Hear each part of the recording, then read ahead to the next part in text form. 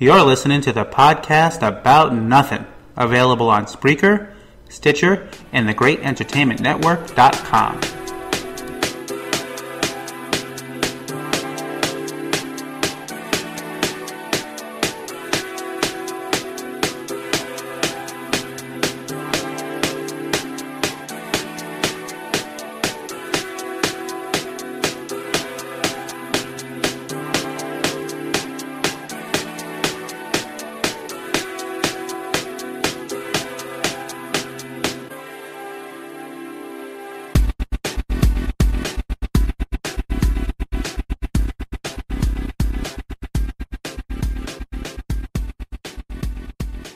Welcome back to the podcast About Nothing, and we have a very special guest this week, Mr. Colby Burnett from King of the Nerds Season 3, and formerly a Jeopardy champion. Might touch on that a little bit later. Colby, how you doing? I'm good. How are you? Oh, I'm good. I was since this started, Jesse's not with us, unfortunately, for this episode, but you were ironically two of the harder people that we wanted to interview. You and Caitlin were the two we wanted to interview the most. So I'm glad that we finally got around to you. Technically will be our last King of the Nerds, at least for this season, our last King of the Nerds podcast. So you came right behind the King from last year, Kayla LaFrance. I recorded with her yesterday. And then I have you, and then that's it. So save the best for last. I hope not to disappoint. Nah, I'm sure. I mean, we got enough requests, mostly through like Facebook Messenger and stuff, asking, when are you going to have Colby? I'm like, well, you know. I'm glad I only did it once, but I asked there's a fake Colby Burnett apparently on Twitter. That there are two. Only one is active. Okay. Yeah. To his credit, he didn't reply, so give him that much. He does say on his, if you look at the little bio section, that it's not you, but I was too lazy to read that part. So. But so many people do that, and I actually saw there's a person who, got on Twitter fairly early, and, her name is Chelsea, and so she's at Chelsea, and then every time the football club from London does something, and then she gets all of these tweets from all of these supporters of Chelsea Football Club, and she just has to say, like, I'm not a football team. Well, well. People don't read the fine print. Yeah, they really don't.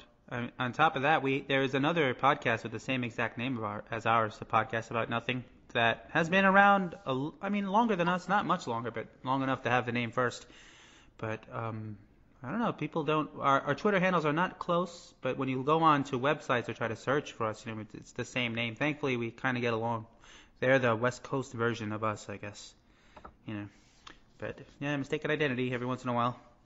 But it could be worse, But let's see. Getting on with the King of the Nerds, I was talking with Kayla last night. People will probably hear that before this one, and I was asking her, what she felt about this season. Let me ask you, when did you find out about the whole secret group thing that was going on? Oh, by the time I found out, it was already too late. So pretty much they opened up after I had come back. So when we all returned, they explained the situation, and yeah, but I just didn't think about it as much because I had a feeling that everybody was out to get me from, the get-go, so I didn't really look at it as,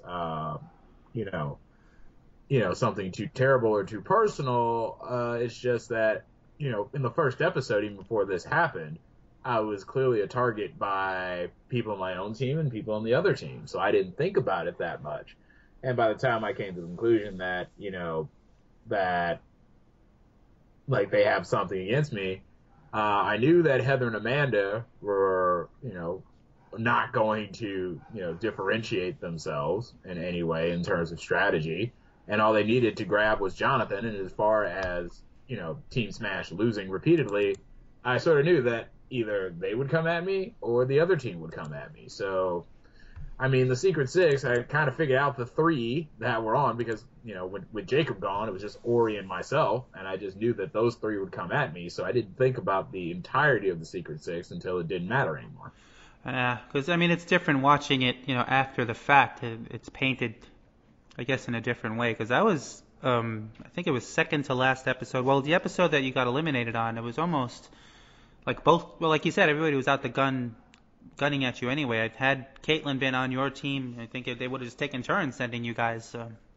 See, if Caitlin were on my team, we wouldn't have lost anything. Oh yeah, that's true too. So She was something else. Like if I swear if they had put Caitlin and me together, like we would have gone 6-0.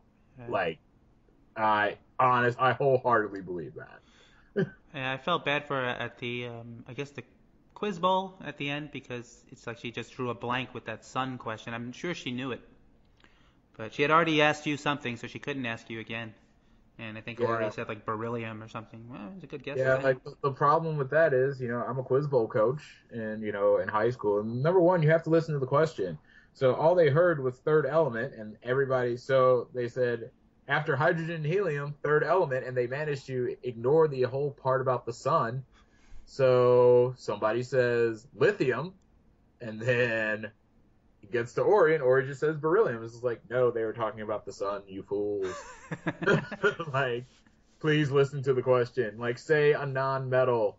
At least say a non-metal. Like, I didn't expect, to go with oxygen, or I don't think I would have known off the top of my head. I probably would have said carbon if I had the opportunity to assist Caitlin. But, I would definitely not have said lithium or beryllium because I actually listened to the question. I don't know. Because I know Lily was having buzzer problems. She was freaking out on her end of the... Yeah. I mean, they said everything worked, but she felt that. And also, the thing about it, Jeopardy's bad enough with two other competitors trying to outbuzz you, and then the questions weren't all that difficult, so it's kind of painful. It's kind of painful watching them. I think I would have done well in that situation, but it's just like on Jeopardy. It's really frustrating when there's something really easy, and then it comes down to, it's not even reaction time. It's just they're going to have somebody who there's some person on the timer at some interval after the question is done being read, and you just have to hope that your electronic signal gets in before others. Yeah. It's kind of part of I can't even speak today. It's part reflexes, part luck, I suppose. Yeah, but this is it. It's not even reflexes, because so here's the thing. It's like the question that, what's the square root of negative 36? Well, okay, if you've taken, I don't know, a 1 year of high school math and you recall that, well, it's 6i, and the other people know it's 6i, and then really, it's 6i before he's done reading the question. And a lot of those, you knew what it was before he stops reading the question. So it's not even reflexes at that point. It's kind of, it is what it is. Yeah, because you did help her with the comic book question, and I don't know, they didn't really play up the fact that you're a big comic book fan. Yeah, I actually told Caitlin that if it's Marvel, just go to me. Like, these questions should be relatively accessible. And they were. So it's just like, where was the Punisher killed? Like, where was the Punisher's family killed? It's just like, okay, well, I know this. But afterwards, I just had to sit back and say, I know this, and now I'm completely useless for the remainder of this challenge. Yeah, I don't know if Ori would have known that one. But like you said, she followed your direction, so she didn't even wait. She just spun right around, and I was surprised. But I don't think, like she pointed out, she's really smart, but there's just certain things she just wasn't into. I don't know if everybody believed her on that ground, but she certainly seemed that way. No, it was painfully obvious, and I think she and I were very similar in that we didn't try to define our kind of social interaction with others by like, oh man, like I'm really into this anime, or I'm really into this comic book, or have you watched this series? Look, we just didn't care, and I think we bonded over that, and I think that we were more kind of academically oriented in our nerddom than most of the others in the house. Yeah, it certainly seemed that way. I mean, that's what appealed to me, because I think if I were ever, I won't be, but if I were a contestant, I'd probably end up being in the same boat, as I'm not, I like all that other stuff, but I'm not fanatical about it. I know enough to hold up a conversation, but when they start getting into different Pokemons and stuff like that, I have no idea, what they're talking about. It almost feels like an age gap. Well, for me, it is an age gap, because I'm about 10 years older than everybody in there, but... I mean, even me. I was 30. I'm 31 now, but there's a huge gap because, I mean, the youngest guy in the house, Thomas was 21 and Lily was 21. And, I have to say the guys that, were around my age were, Ben and Jonathan. Like, I didn't really, mess with those guys that much. Yeah, I don't know how old Jacob is. Jacob is in his mid-20s. Like, I don't know for sure. Yeah, he didn't even get a chance. I always wondered. He was a quiz or a... Yeah, he was a quizmaster, which made you wonder, really, why did you put the quizmaster and the Jeopardy champion on the same freaking team? Like... Yeah, I don't know if that was totally random. I mean, they went out of their way to not let you guys pick your own teams this year, I'm assuming, because last year was so lopsided. But then I don't know how much thought they put into the individual teams, or they just stuck their hands in a bowl and, went for it. I mean, it felt like it sometimes because, if you're thinking that they went for balance, you would ask, well, who is everyone's counterpart? And I would say that, I just think in personality and skill set that, that really wasn't, I didn't really see that in the way the teams were created. Yeah, it didn't seem like it. But, and mostly I just think, like, we kind of blew as a team. Like, yeah. thank you, Midas Touch Attack, for getting the wooden spoon of all teams so that we're not the worst. But man, we're down there. Yeah, they were pretty bad. I think Kayla was saying, I think they only lost twice their whole entire time. I forgot what the name of her team was. It was Titans or something. Titans of Rigel. And one of the losses was just Kelsey choosing them to lose. Yeah, it wasn't even like. And in then their the second hands. loss happened at the absolute end, where it was only Zach and Jack remaining. And it's a lot easier to figure out what to do. That was the rescue George Takei from, Right, yeah, with a math puzzle or something like from that. lasers, and there was a math puzzle at the end. And it's just, well, this was kind of tailor-made for two people, one of them being a person very oriented in math, and a person very good at telling people what to do. And when Zach only has to tell one person what to do, and it works out, it's great. When Zach has to tell somebody what to do and they don't get along, then it all goes to hell. Oh yeah, he was explosive, that guy. Yeah. So, I mean, so they won one outright challenge, and I will at least say that Team Smash won twice. Yeah, that's true. And then one of them, I mean, that you guys lost was also just judge's opinion. I mean, did you guys win the heck did they call it? The kinetic motion? Oh no, like, Caitlin put the team on her back and just, like, destroyed us. And, like, people say that, oh, the Art Machine, it had something to it. Like, no, like, I looked at theirs and seeing theirs from, watching a legitimate camera move along with it instead of just watching it from one corner of the room. It was spectacular. And, nothing that we did came even close to what they had over there. So we lost that. The only thing we won cosplay, and we won the boat race / math problems. Right. Huh. So what was your? Did they just come out looking for you to be on the show, or did you apply? So they came out and found me. It's actually a really good story. So I was on Jeopardy. I didn't think anything of it, but really what attracted them to me was a promo that I did for a friend. So he works at a textbook publisher, and with that textbook publisher, there is I would say a nationwide and regional adult spelling bee competition. And my friend had to create a promo for it. And hey, he comes up to me and says, I know you're famous. Why don't you cut this promo with me? And I do that. He puts it on YouTube. I don't think anything of it. And wouldn't you guess it, some producer looking for spelling bee champions on YouTube comes across my promo and says, and then sees clips of me on Jeopardy and says, this guy's golden. We have to go get them. They contact me at my school / work email, because I work at a school. They contact me at my work email and say, we need you to get on the show. I'm like, okay, let's do this. And we need you to get a video. And it was relatively late in the casting cycle. So I had to call up the recently graduated president of the school's AV club to shoot the video because I didn't think of anybody else that would do a better job in that short amount of time.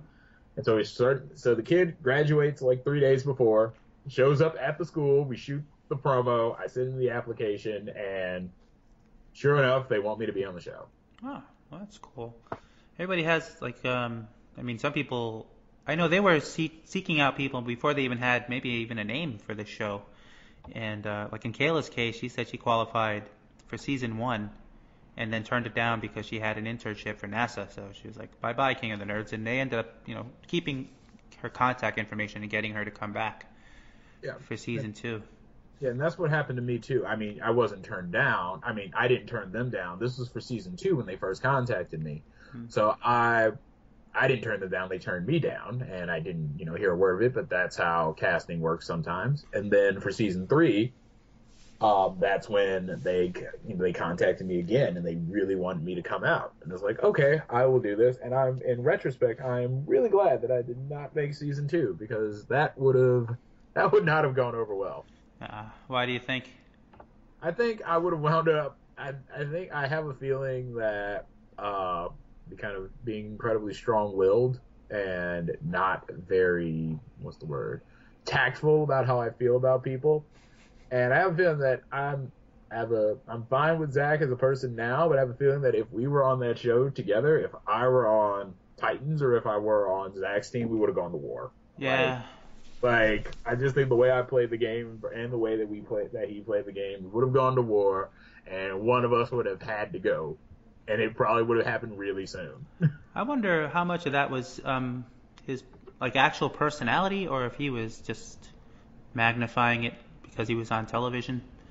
I would like to think that. I don't think that's the case, but because he was. I think that in situations like that, the stress is going to get to you, and it's going to eat at you, and it makes you do things that you would normally not do in those circumstances. And I think people just crack, and that's how it worked. And certainly I cracked. You saw me moping around towards the end of the show, but I'm able to get myself together. And I think that Zach lashes out, and I turn inward. I think that's the main difference. Yeah, but I mean, in both your cases though, if you're getting sent to the Nerd Off like every week or every day, however the pace was for you guys, eventually, it's going to get you. I mean, there are other people playing the game, but you'd never guess by how many times you're getting sent down. I mean, little did you know there was no chance for most of them to go down, at the time. I think that's the issue that viewers have. The viewers can only go by what they see on TV. So it just seems like granted, people are going to gun for you anyway. It's like a foregone conclusion in some cases. So you just either you have to win or you're screwed. That's the way the viewer watches it, and I think that's what was pissing a lot of them off, at least judging by Twitter anyway. Oh, I mean, I completely understand, and that's exactly where I was, because after, going in back to back, especially after, knocking out Ori, then yeah, it definitely reached the point where it's either win or fight to the death to try to take somebody out. So. Yeah, and you got taken out on. I guess it's a nerd thing, a horror movie trivia, but when they start quoting movies, I don't know how you prepare for that. Yeah. So what I did, I didn't know that it was going to be quotes, but I figured, I didn't know what it was at any time before, but certainly everybody else did. And real team effort there, guys. I pulled up the 100, top 100 films off IMDb or Rotten Tomatoes, and I just started going through all of them to figure out basic plots and hope that basic logic would get me through any trivia-based competition. There's something that I wasn't familiar, that would kind of carry me to the end. And, well, I tried my best, and I lost by one freaking question. Yeah, and even then, it wasn't, what's the word I'm looking for, scaled out, because it was just random how many points you were going to get when you smashed the zombies anyway. So even if there was a chance that you could have got less right and still won. I don't know how many of those 300-point tags were sitting around. So, what I recall is that there were equal amounts of each. So there were equal amounts of each value. So, and yeah, So that was the chance. So, statistically, on average, there shouldn't be a significant difference in number of whacks versus number of points. And Amanda got 2 more and got 100 more points. I mean, statistically, she should have gotten 400 more points than I did. And she only got 100 points more than I did. So that just is what it is. How do you think you'd have done if you'd have made it to the final, like that 7-stage thing that they had? Oh, I did go through this in my head sort of immediately. I knew I would have beaten both of them at the crossword, and that's the only one I'm absolutely certain about. Tekken is a button mashing, kind of garbage game for those who are unaffiliated with it. My strategy would have been to simply pick the most lanky Korean dude and low kick like crazy. So that's a toss-up. I have a feeling that I would have beaten Ben, but lost to Jonathan at chess. I think I would have lost to both of them at the shuffle things around and, find the correct order of the pocket protector. Mm-hmm. Connect 4, that's another toss-up. And the Griddler, well, I mean, I can't speak to that because the rules weren't explained to us. So when I saw this happen live, I had no idea what was going on. So I can't speak to that at all, but I probably would have lost to both of them. So I have a feeling that I would have lost that in 6. Yeah. To either of them. Yeah, that final thing, they kind of explained the rules, and I still didn't know what the hell was going on when they were, the Griddler, or whatever they called it. It was a crown, I believe. Yeah. So you construct a crown, and basically it says that there are, you have to fill in a certain section of going up and down and left and right, and you basically need to find out where the gaps are and how far apart there are. So there are 3, and then there's a gap of some indeterminate size, and then there's a 1, and then there's another gap, but you don't know exactly where the gaps are. So that's all I know. I still think if you put that down right in front of me, and you changed it so that it's not a crown and maybe it's an eye, I wouldn't be able to do it. No, I wouldn't have had a chance. That's what showed me, and I said this in other podcasts, but I'm into a lot of things. That's why I like the show. I watched it even before we had this podcast, but even for most of those challenges, I wouldn't have had a chance, I don't think, because if it's not a comic book thing or a video game thing or maybe even a movie thing, like a horror movie specifically, I don't think I would have done that well, but the only one I got right, ironically, is one of the ones you got wrong, the Halloween quote. Yeah. And even then, if it wasn't multiple choice, I wouldn't have gotten it. It just happened that we had seen that most recently out of everything else. But some of the ones you got right, I was like, I have no idea what the hell they're talking about. And I don't know how you. Throughout your life, do you just have like a really, really good memory, or is it just that you put the work in and you know how to study? Yeah, I think that's definitely a gift, that I do know how to study and I do know how to retain information. So that's my mutant power. So, and that's what I'm good at. And me teaching history, it just seemed like a logical application of those skills. And while I love teaching history, really what I want people to do is know how to acquire information and relay that to someone else. That's really the skill at play here, and it's what I have and what I'm able to tell others to do or teach others how to do. And, even with that, some of those questions that I got in the Nerd Off, well, those were films I'd never seen and that I just come across in studying. So, that was just how that had to play out. I always, as a kid or whatever in high school, that history was just my best subject because it's basically, it doesn't change. You just have to remember things, and I just don't understand why people don't do better at it. I guess they just aren't interested or what, Well, sometimes I'll be frank, sometimes you get teachers who are, there are teachers of all kinds that are lousy, but, with history teachers, some people very much emphasize certain aspects of history, while what I do is an overview, and I actually do take the time to, and I teach world history, so you have to teach a little bit of everything. You don't have time to go into significant detail, but I make sure that you need to understand all the basics. You need to understand these movements in history And that's it. And I'm very upfront with my expectations of what I need you to know. And some teachers don't do that. Some teachers give tests that have nothing to do with what they've been talking about or what they've been reading, and, it sucks. And that really turns kids off to trying to know more about history. And I think about my school, and, I would say it's a pretty, it's a pretty well-off private school in the burbs of Chicago. So all the freshmen, they have iPads, and when we come across, and they're all, they all have that, they're all, what's the word I'm looking for? They're all networked.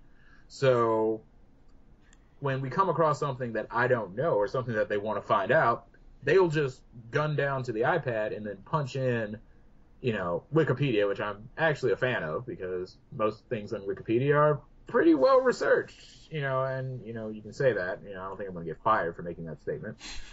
And they'll punch it in, and then we'll find something, and we'll know this together. And that's really what I want to relay to other people, that the information's out there. You just have to have the skills to go out and find it.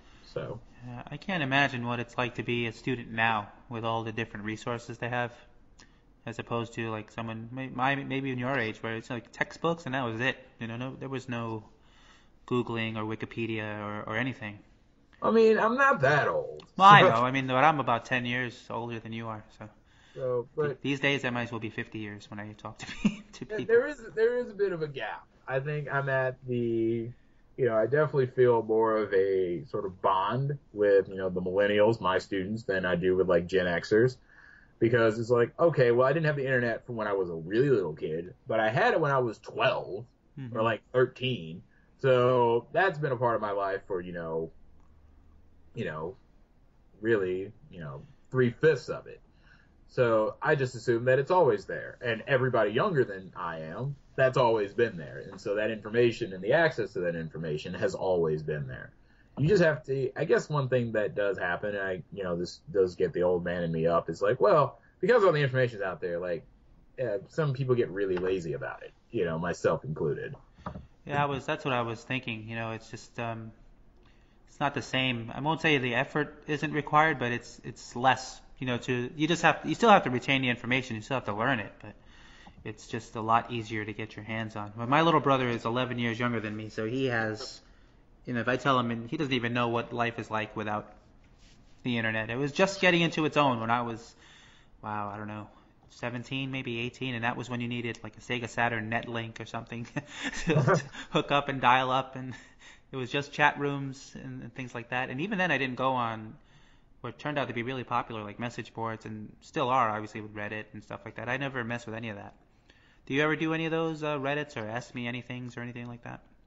No, I've never done an AMA, and I suppose I would do one if I were asked, but I have a feeling that what I do is pretty niche in terms of Jeopardy, and like being like I said, an E-grade celebrity, being on Jeopardy and being on King of the Nerds. Okay, well that's great, but there are a lot more people, a lot more famous, and have a lot more to say than I do, and you should go listen to them instead.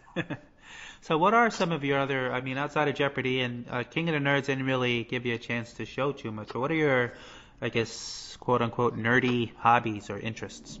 Yeah, my major nerdy interest is going to be European board games, so, Puerto Rico, Power Grid, things of that nature I do on a fairly regular basis. And, they had all those games in the house, and I think they showed me, when I saw that, I immediately grabbed Thomas and hugged him because, like, oh my God, we have all these games, we're going to have so much time to play them, and then we didn't.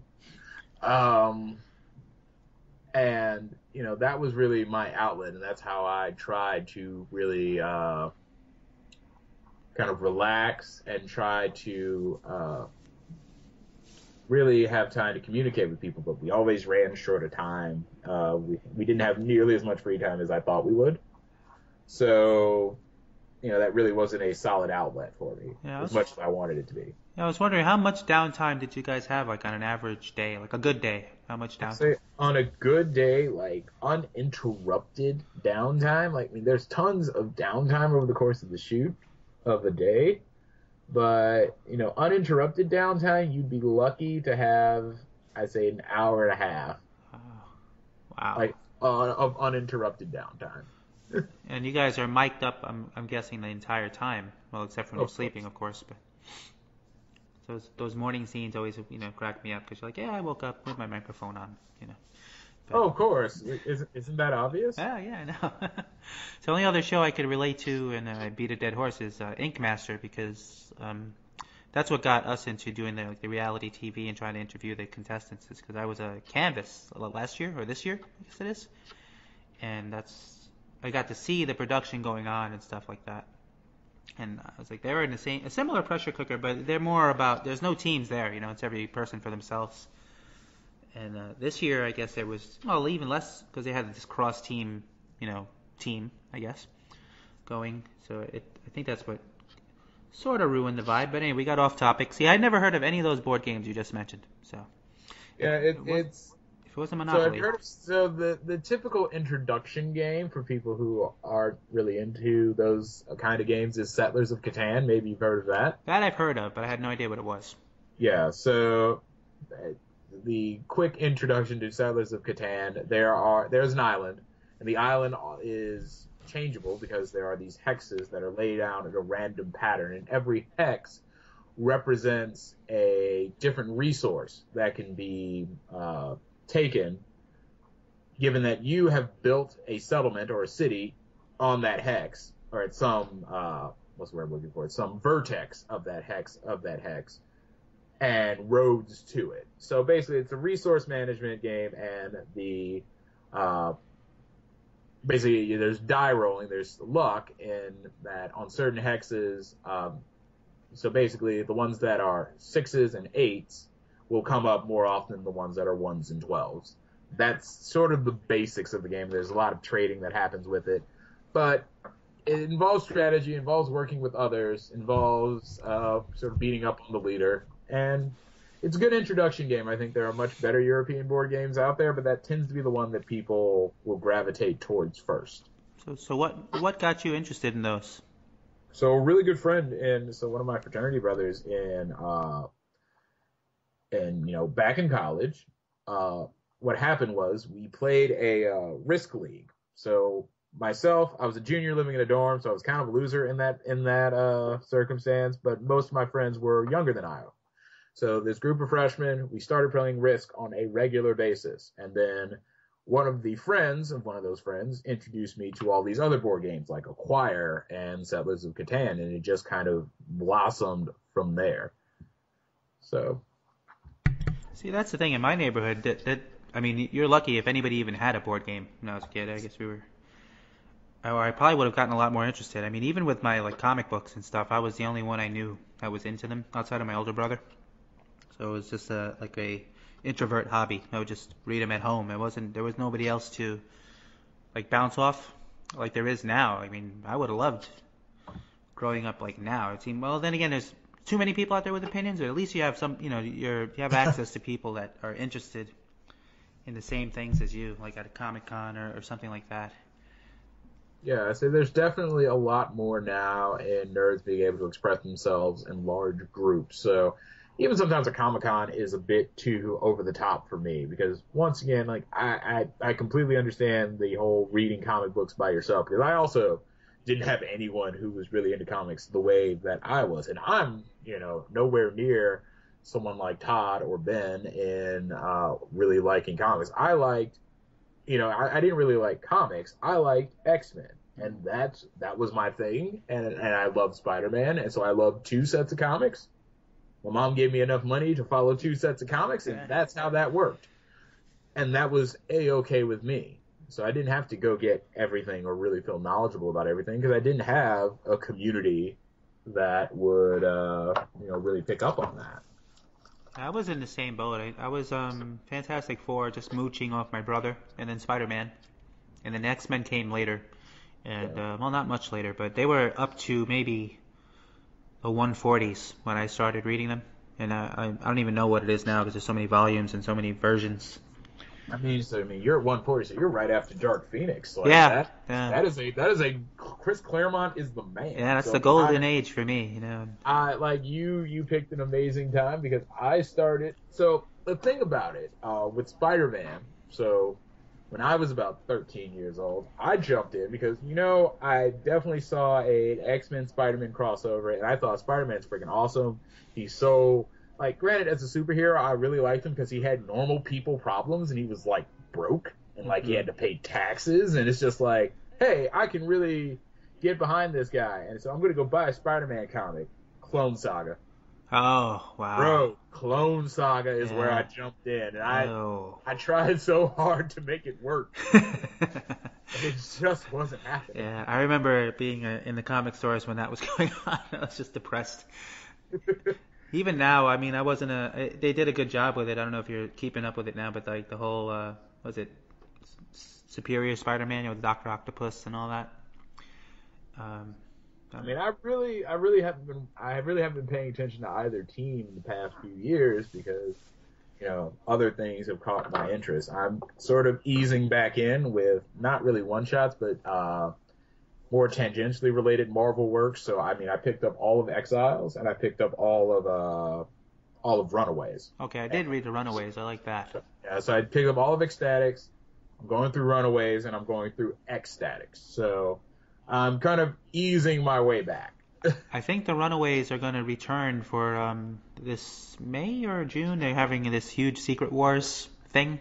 It's hard to explain, but they are a version of them. Secret Wars is going to be ridiculous to explain because mostly it's just there to push books. Yeah, and it's written by this. His last name is Hickman. Can't remember his first name, but he is like one of those guys that's just too smart for their own good and writes these overcomplicated. If I was a kid now, I don't think I'd even get into comics because I couldn't pick them up and read them and not have to pick up 500 other issues just to understand what's going on the way you do now. Oh, go ahead. No, sorry. That is definitely the problem that I come across. It's just like, I really want to be able to jump into a book after, maybe 2-3 titles, and if I can't do that, then I'm putting it right back down. So that's what drives me to the independents. Well, they're bigger, but like the Images or Dark Horse of the world, because they have those contained little universes. Like Invincible is a great comic. I don't know if you ever heard of it, but I haven't heard of most non-Marvels. Yeah, it's the same guy that writes the Walking Dead comic. I don't know. I'm not a fan of the show, but I read the comic book. Yeah, I definitely hear that the comic is much better written and much better paced than the show is. Even though I do actually like the show. I tried watching the first season and I just couldn't because the book, even though it's not a slave to the comic, it's just so far ahead that when I tried to talk to people that are watching only the show and weren't even aware it's a book, I'll ask them questions and turn out I'd like ruin things for them, or hey, is so and so dead yet? Stuff like that. Not realizing that it's it's not even. Or does this guy still have both hands? What do you mean? I'm like, oh, never mind. Sorry, I didn't realize you didn't know it was a comic. I'm almost offended when they tell me. But for me, the X-Men, that was it's a short story, funny though. But back then, it was number 140 is when Wolverine, I think, debuts the brown and like orange costume, and it's him and Nightcrawler, and they're fighting. People won't even know who he is. He's called the Wendigo. This like huge white like Bigfoot type of thing. Yeah, they're just up in Canada. Yeah, for no apparent reason, just hanging out in Canada. Just no. Yeah. There were so many of those. Like, why are they in Canada? Yeah. It's like not in the city, like out in the wilderness in like Alberta somewhere. Yeah, Wolverine's like hunting a deer or something.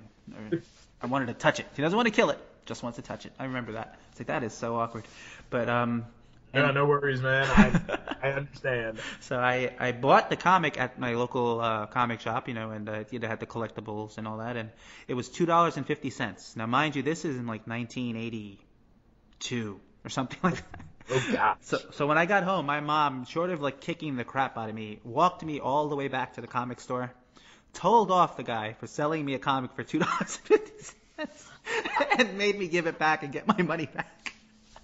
And she eventually like relented, and I remember when I was able to get it, I practically framed that thing because I was just glad that I had it, And now I think a comic is like $5 cover price. Yeah, that was definitely something that I granted, you think about inflation, and really it's not, it's still, even with inflation, it's still more expensive now than it was before, which is sort of mind-boggling to me. Yeah. So really, and also even though, like, okay, look, I was on Jeopardy, I won a lot of money, okay? But I'm still a frugal individual, so I would just, rather than buying comics the day they come out, I will just wait until somebody posts the trade paperback on eBay so I can at least get some sort of deal, which is, this is how I collected, all of Ecstatic. So, like, the Omnibus was, we're talking, 80 some odd issues, and I paid like $45 for it. It's like, well, I can do that. Yeah, that's a good thing for conventions. You'll find those dealers that just have a table full of paperbacks, or and they're like $5 a piece sometimes. But I'm worse. I like download everything now, so I am the enemy of the comic industry. I'm not afraid to say it. But I couldn't afford to keep up with the amount of books I just read, like on my tablet or on my phone. I couldn't. There's no way I could buy all of those, even if that's all I spent money on. Like if I didn't eat, I still wouldn't be able to afford. Yeah, I completely understand. So, like I'm right there with you. It's like I could, but like I can't, justify this to myself that I'm spending, a ridiculous amount of money on. Yeah, and plus, comics. like we said, there's so many different versions of the same thing. Like I can't keep up with X-Men anymore as much as I loved them as a kid. I think Wolverine is like dead or something, and but it's Marvel, so yeah, it's so convoluted.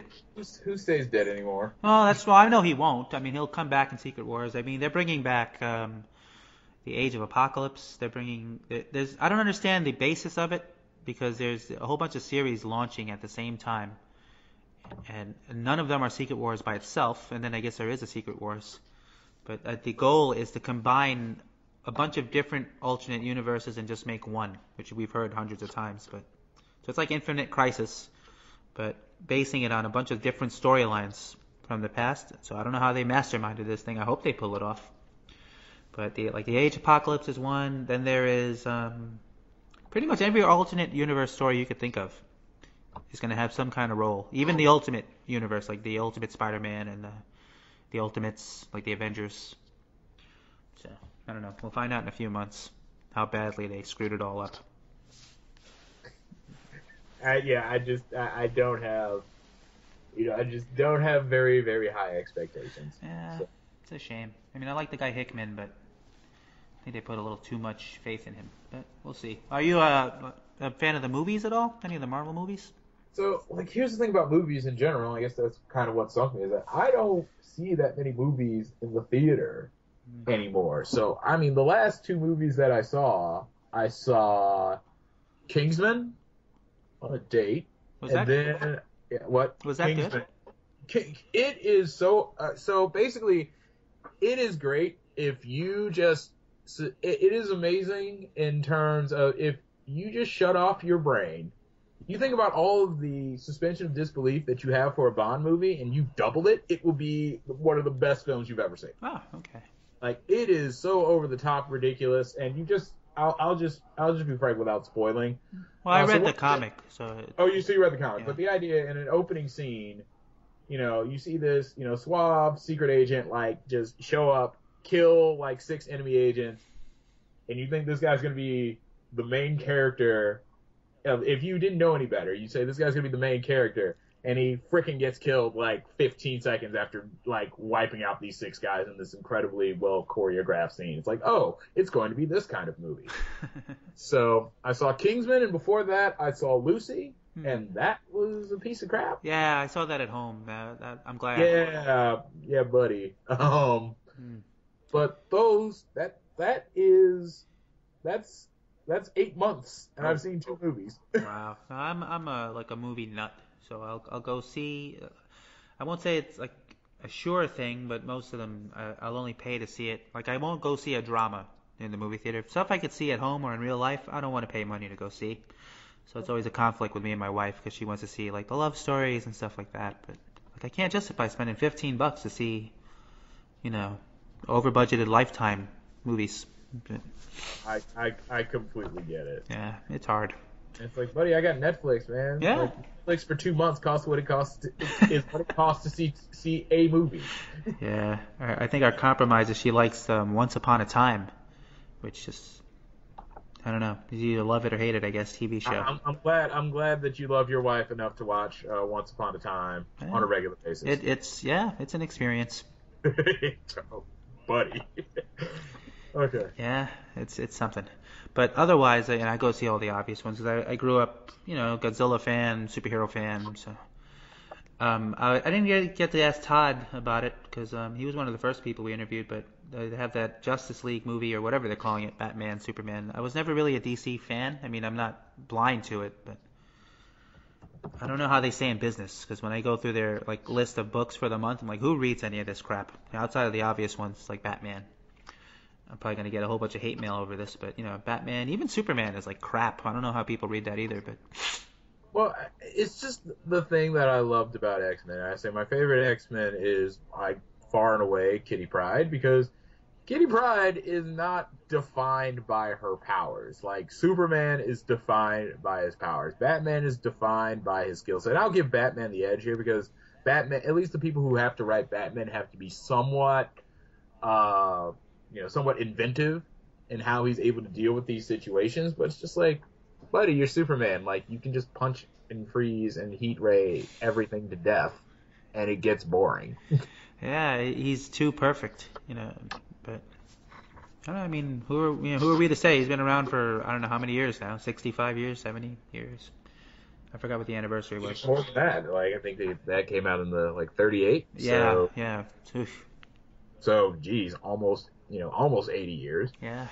And, and that was the thing that I just really couldn't get into Superman. And I couldn't really get into DC as a universe. Me neither. Even now I try. I mean, I read the Batman, that the guy Scott Snyder writes, and that's it. I don't even try to keep up with it. And maybe Justice League, but, or JLA or whatever the hell they call it. Otherwise, you have to be diehard fans from, I guess, a young age or whatever, because I just don't see the appeal in any of the other books. I try them. I just don't see it. I was drawn to Spider-Man just like you were because he was a normal guy. People, you hear that story all the time, but it's the truth. Even the Fantastic Four were always in a threat of being evicted before, Reed Richards became this ridiculously super smart dimension-hopping dude. But back then, they were, every month the landlord was trying to kick them out of the Baxter building or something like that. And but now it's so above that, or so far over the head of, because I could read those books now and they're still good. And I read them when I was 7 or 6, and they were, I couldn't understand most of the words, but I turned out getting most of my SAT words from Mr. Fantastic because I thought they were fake words, and it turned out I was like, holy, shit, these are real words. When I was older. Yeah, it's it's not just technobabble. Yeah. Good on you, Jack Kirby, for putting us through that. Yeah. But no, I'm right there with you that I just think that Marvel characters on the whole they're more fleshed out. There's a better universe in play. Granted they do get gimmicky, but that's just going to happen in a world of comics. Right. I'm trying to think what else. So, I mean, I'm sure you've been asked this billions of times, but what was it like on your you did win at Jeopardy. Was it multiple times, right? Not just once? Yeah, so I won 2 tournaments. So the teachers tournament qualified me for the tournament of champions, and then I won that. Then that qualified me for the Battle of the Decades, which I did not win. So I got taken out by the guy who finished 3rd behind Ken Jennings and the guy who beat Ken Jennings. So I don't feel too bad about that. Yeah, I was going to say, if you're going to lose, Yeah. lose to someone good. I mean, yes, that definitely happened. I think they just signed Alex Trebek to 3 more years. 2018. I didn't think he'd hold on that long, Yeah. but it's good. Yeah. He likes what he does. And granted, I got to see.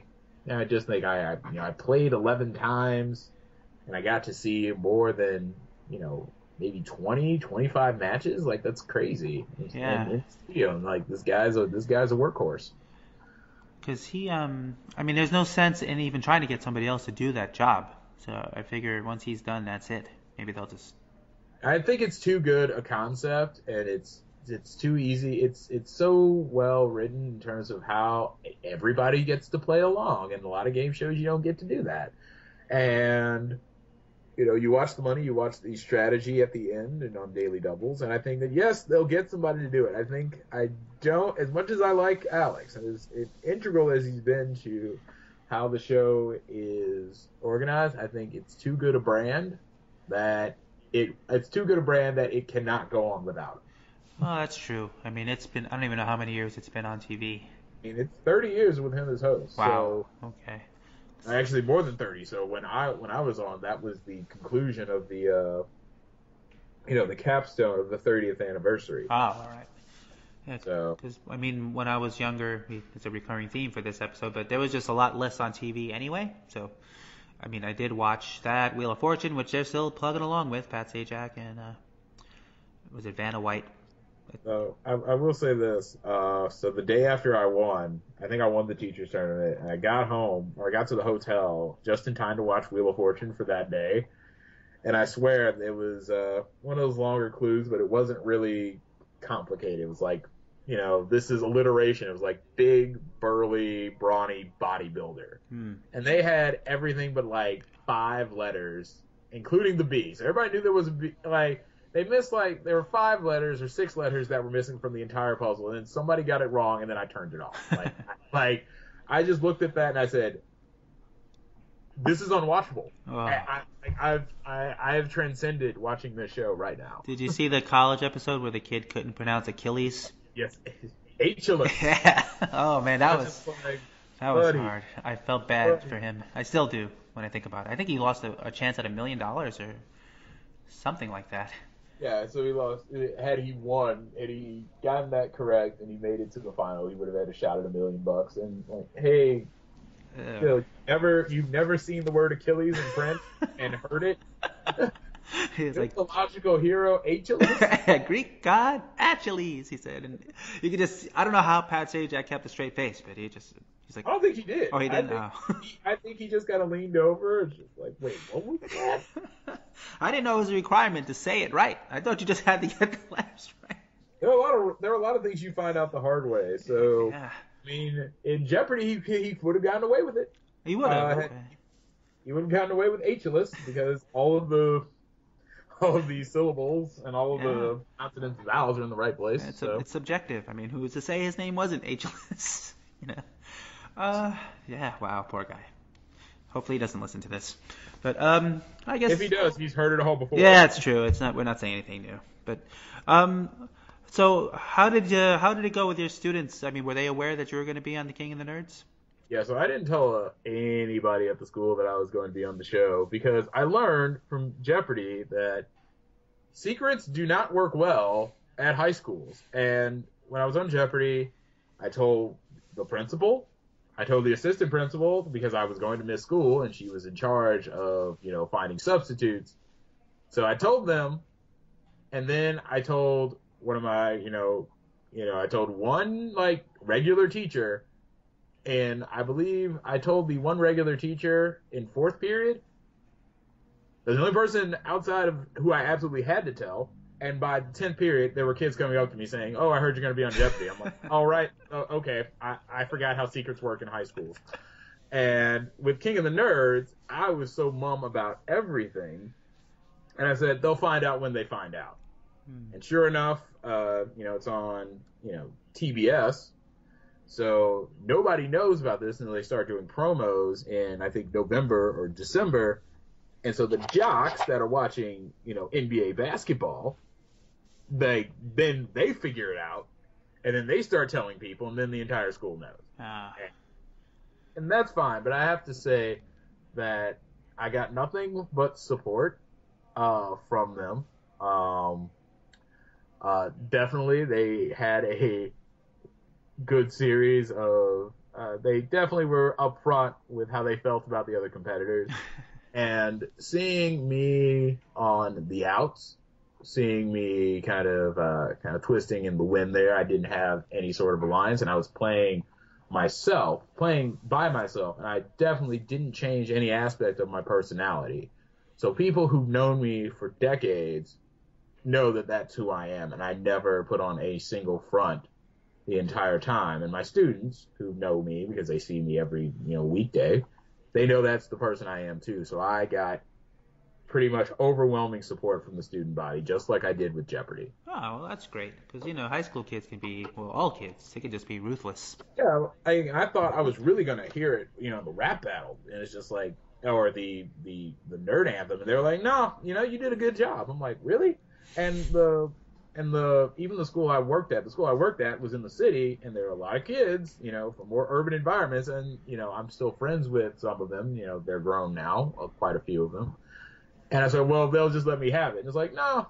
And then somebody sends me, they post on Facebook, it's like, Mr. B, he's got bars, bro. I'm like, yeah, I mean, it made me almost tear up inside. Well, considering the amount of time you had to write that thing, it was like almost too good for its own good. I don't think even the nerd rap guy could keep up with it. That was a problem. Yeah, that was a problem, and also the sound mix was pretty bad, and the hook wasn't very good, and it wasn't catchy. And I just thought, I'm so clever that we'll just overcome all of these other problems when we read it.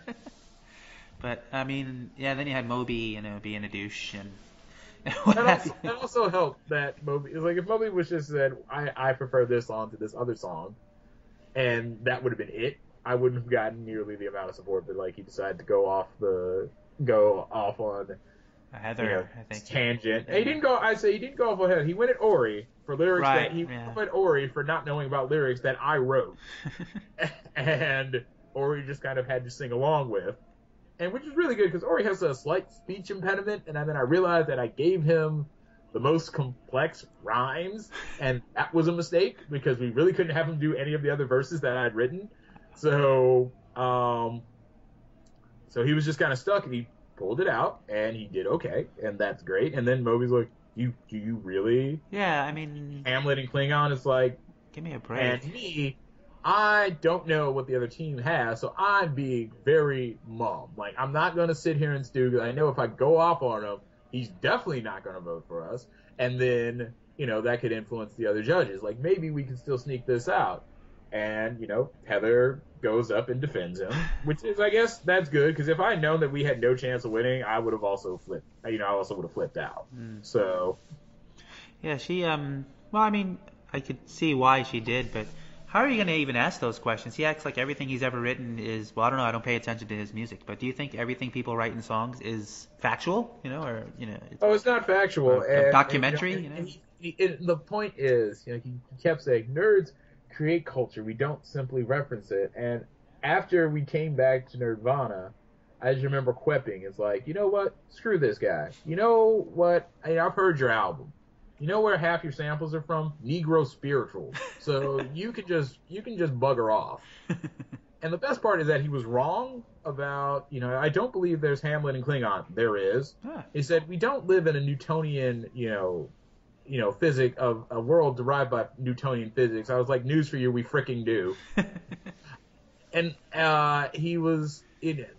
he talked about Worf, or talked about Klingons. Yeah, prune juice or something.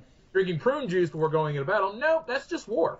So he managed to be wrong on multiple things in order to flex his nerd cred. And I just think that was so typical of people like that. It's like, buddy, you don't get brownie points for being a nerd by knowing random information. Take it from the guy who knows a lot of trivia. Yeah, that didn't even bug me so much as when he was saying like Scientific American or something. It's like, you don't have to read that to be a nerd, or I don't know. He just didn't get the memo, apparently, before he became to be a judge on the show.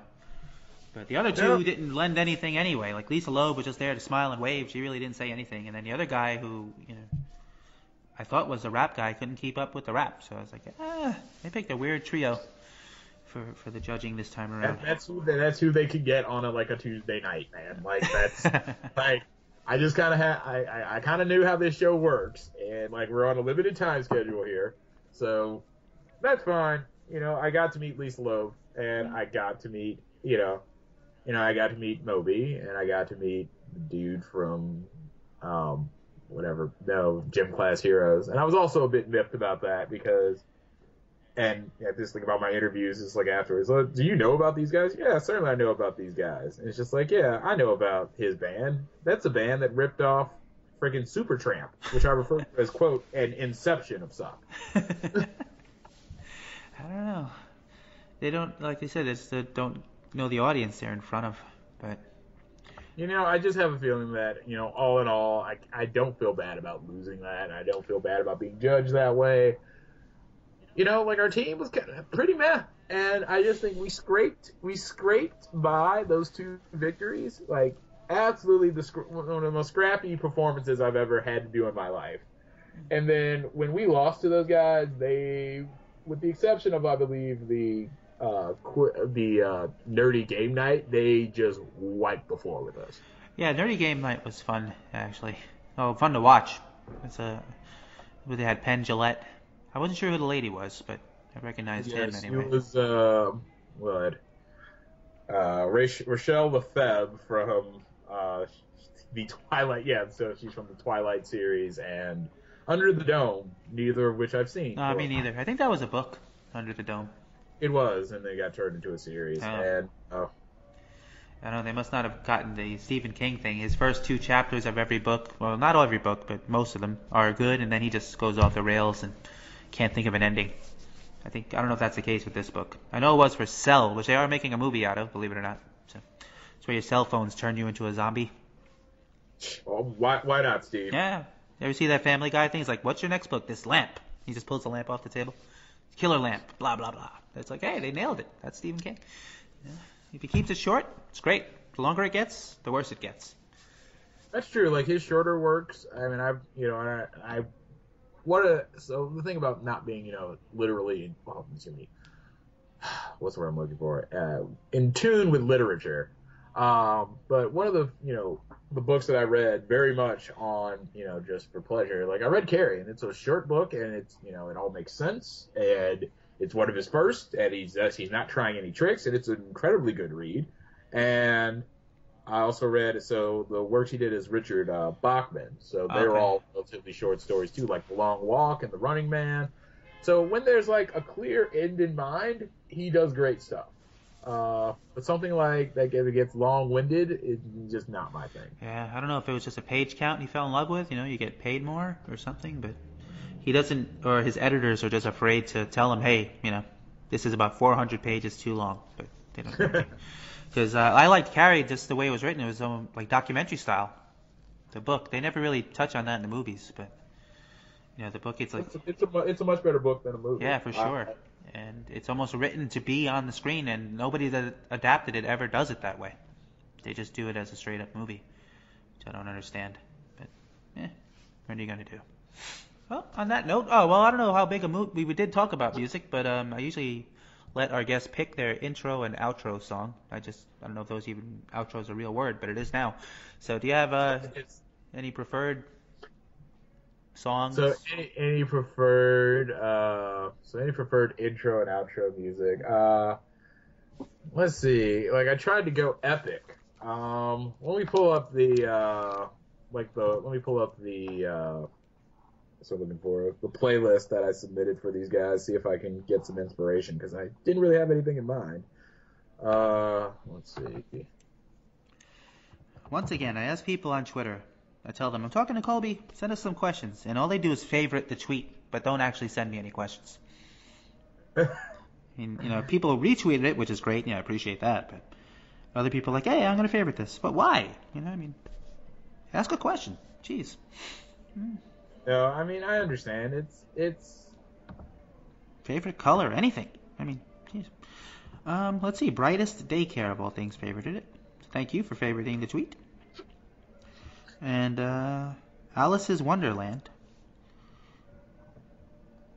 Well, I just see maybe they're just doing it to. Oh, go ahead. Got a song? We'll go with, my intro music should be Going Underground by The Jam. Okay, hopefully I could find this online. Absolutely great track. Going Underground. Or if you can't do that, if it just go with what's what I'm looking for? Voyager by Daft Punk. Oh, okay. Well, you want that to be either one to be your intro? Do you have an outro one? I'll go with I guess you can go with Voyager going in and Going Underground coming out. All right, sounds good. I will try to find those. If not, I will get something similar, or I'll just play the Jeopardy theme. One or the other. All right. Well, I don't know. Like you said, you don't have a Twitter, and you're probably showing your level of intelligence by not having one. Trust me. But is there anywhere like where people, if they wanted to communicate with you, could find you, like a website or? I got a Facebook. I'm Colby Burnett. You'll see my picture on it, and it'll have King of the Nerd. It'll have the picture that I took with Mujige and Mujige Cooper and Chris Jackson. So we're each making. So I believe that I'm flashing 3 fingers, and Chris is flashing 2, and Mujige is flashing 1. So I liked her, if that's the one I'm thinking of. She was in a NASA. I think she was in NASA. Oh yeah, she was. Yeah, because they just called her Moo, so I was like, it took me a second to remember. Yeah. And but they are all awesome people. I was really glad to meet them at the premiere party. Oh, they did show up there. Okay. Because that was one thing Kayla said. Most of the people that, if they weren't on the West Coast, they flew out there on their own. Yeah. Yeah. There were relatively few no-shows. So I believe the only no-show from everybody from season 3 was there, and then the only person to not show up from season 2, I believe, was Katie because she couldn't get off of work. And season 1, and they were around 50%. Okay. Yeah, that sounds like what Kayla said. All right. Well, like I said, thanks again for taking the time out to talk to us. I'm glad I was able to track you down.